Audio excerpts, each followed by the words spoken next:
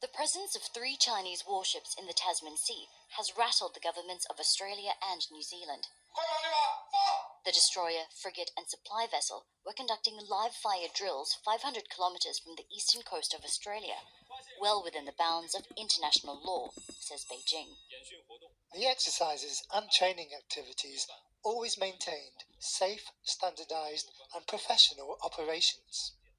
But Australia's government says Beijing failed to give adequate notice, forcing several passenger planes to change their flight paths mid-course. What we have done is make representations saying that we think best practice would be to give more notice. The exercises also sparked security concerns in New Zealand, straining ties as the two sides met in Beijing this week. New Zealand Deputy Prime Minister Winston Peters has met Vice President Han Zheng and Foreign Minister Wang Yi. During their discussions, Peters raised the Chinese naval drills, calling them a failure that needs to be corrected in future. Chinese analysts say their criticisms are unfair, as New Zealand, Australia and other Western allies have themselves conducted naval exercises near China.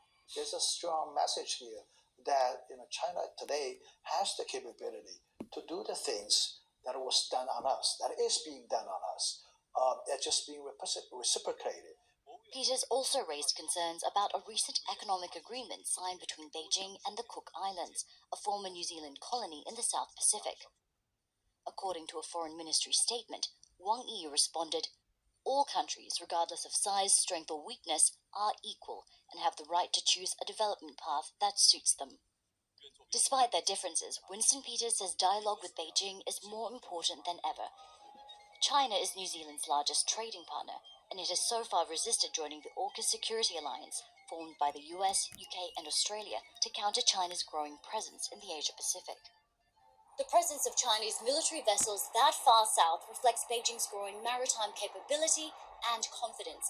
The Chinese Navy has so far lagged behind the US in terms of global reach, but leaders here in Beijing have clear ambitions to change that.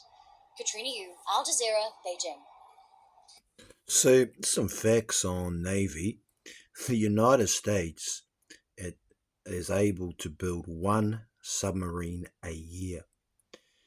And an increase of spending in New Zealand defence would take our ships from 8 to 9.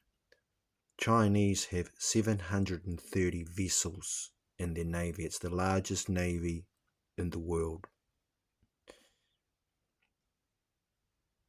And that will increase tenfold in the coming years.